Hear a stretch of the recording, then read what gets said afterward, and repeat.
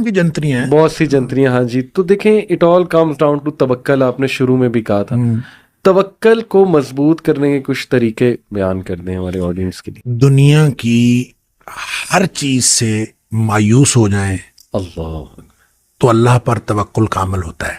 واہ. جب تک آپ کا دنیا کی کسی چیز پر بھروسہ رہتا ہے نا, تو اللہ پر توکل کامل نہیں ہو سکتا. جزوی بھروسہ ہوگا. صحیح. آپ کہتے ہیں کہ یار بس ایک تیرا سہارا ہے اور ایک اللہ کا سہارا. اللہ.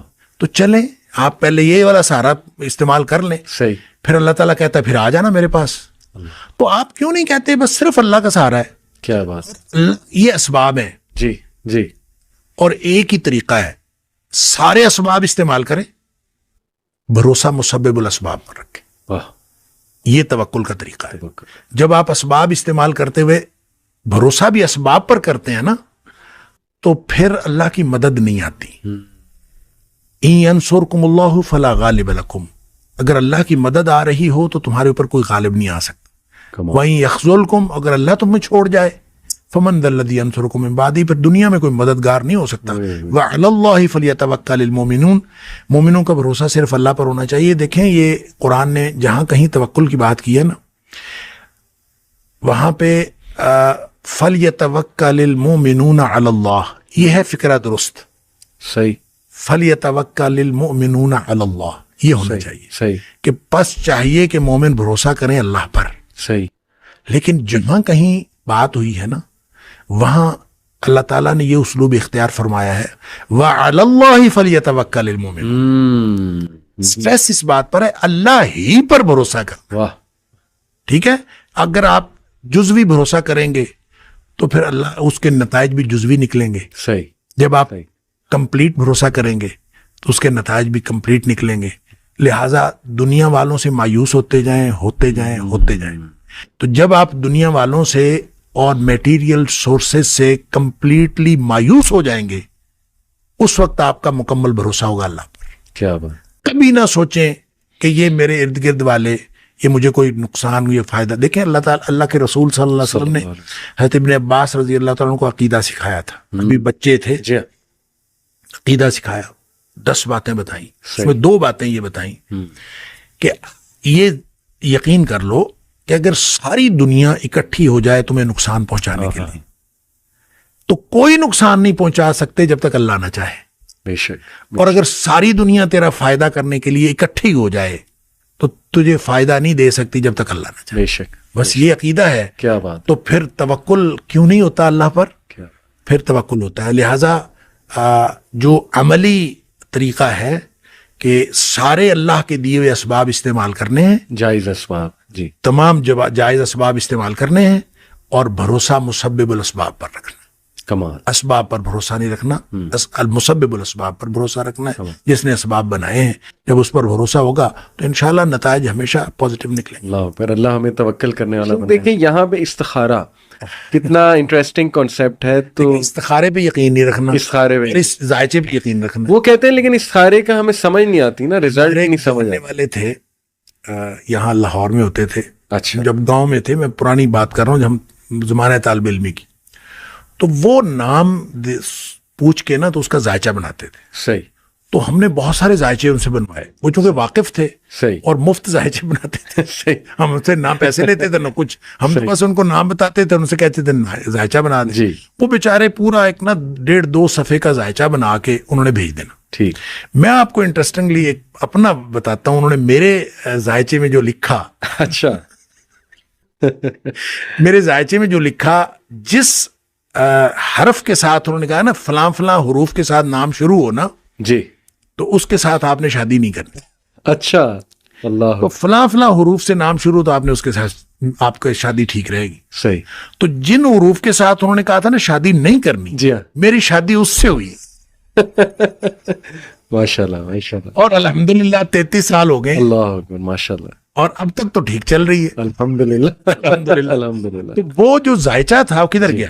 صحیح مطلب دیکھیں نا، اگر آپ اس پہ یقین کر لیں ایسے ہی اور آپ کہیں کہ جناب وہ ذائچے نے ہمیں ایک گائیڈ لائن دے دی ہے صحیح اور اس گائیڈ لائن کے مطابق، نہیں بھائی گائیڈ لائن وہ نہیں ہے. گائیڈ لائن جیسے آپ بتا رہے ہیں استخارہ ہے، آپ استخارہ کریں. استخارے کا مطلب یہ بھی نہیں ہوتا، استخارہ کا یہ جو مفہوم آپ نے کہا نا کہ لوگ کہتے ہیں ہمیں معلوم نہیں ہوتا، معلوم نہیں. کس نے کہا ہے معلوم ہونا ضروری ہے؟ صحیح. استخارہ کا مطلب ہے اللہ سے خیر طلب کرنا. سبحان اللہ. آپ نے کام کرنا ہے، آپ نے اللہ سے خیر طلب کی، یا اللہ یہ کام میرے لیے بہتر ہے تو ہو جائے. دعا استخارہ کا یہ معنی. اور یا اللہ اگر یہ کام میرے لیے بہتر نہیں ہے تو تو رکاوٹ ڈال دے، دور کر دے اس کو مجھ سے.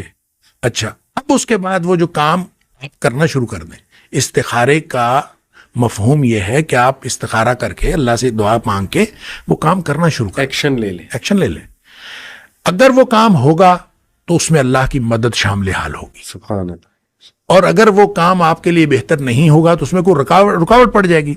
اگر رکاوٹ پڑ جائے تو خوش ہو جائیں کہ الحمدللہ اللہ تعالیٰ نے بچا لیا. اور اگر رکاوٹ نہیں پڑی، کام ہو گیا، تو انشاءاللہ اس میں اللہ کی مدد شامل حال. استخارہ کا مطلب تو یہ ہے. ہاں بعض اوقات اللہ تعالیٰ رکاوٹ ڈالنے کے لیے آپ کا ذہن چینج کر دیتا ہے جی. بعض اوقات خواب کے ذریعے سے بتا دیتا ہے. بعض اوقات کوئی اور انڈیکیشن ہو جاتی ہے. یہ ٹھیک ہے، انڈیکیشن ہو جاتی ہے لیکن ضروری نہیں ہے. آپ استخارہ کریں، لہذا استخارے کے ذریعے سے پتہ ہونا، پتہ لگ جانا یہ کوئی ضروری نہیں ہے. آپ استخارہ کریں اور گو ہیڈ بس، اور آگے چلیں. لوگ اپنے اعمال کو نہیں دیکھتے اور جادو پہ ڈال دیتے ہیں کہ جی جادو ہو گیا یا یہ کہ نظر بد ہو گیا. حالانکہ حقیقت ہے، لیکن ہر چیز اس پہ ڈال دینا، یہ دیکھنا ہی نہ کہ گھر کا ماحول خراب شاید میرے اعمال نے کیا ہوا ہے. جادو ہم خود کر رہے ہوتے ہیں نا، جادوگر تو ہم خود ہوتے ہیں.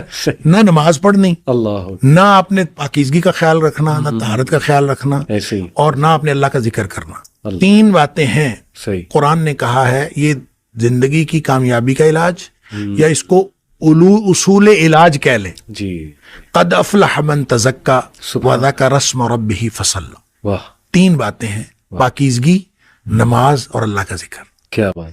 اگر یہ 3 چیزیں کر لیں گے تو آپ کامیاب ہیں، اور یہ شیطانی قوتیں آپ کو کوئی نقصان نہیں پہنچا سکتی.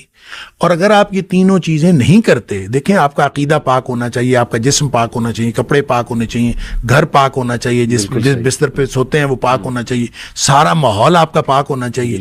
اس کو پاک کر لیں، نماز کی پابندی کریں اور اللہ کا ذکر کریں. اور اللہ کے ذکر میں بھی صبح و شام کے اذکار کے علاوہ جو موقع بموقع دعائیں ہیں، گھر سے نکلنے کی دعا، باہر جانے کی دعا، مسجد داخل ہونے کی دعا، باہر نکلنے کی دعا، بیت الخلاء کی دعا، دودھ پینے کی دعا، کھانا کھانے کی دعا، یہ ساری دعائیں موقع بموقع بہترین ذکر ہے اللہ کا. اگر آپ یہ ان سب چیزوں کی پابندی کرنا شروع کر دیں اور نماز آپ پڑھتے ہیں، پاکیزگی کا آپ اہتمام کرتے ہیں، وضو آپ کا ٹھیک ہے، غسل آپ کا ٹھیک ہے، تو پھر اس کے بعد آپ کو پریشانی کس بات کی؟ اللہ نے گارنٹی دی قد افلح. کیا بات. وہ یقیناً کامیاب ہو گیا. وہ ہم کرتے نہیں ہیں.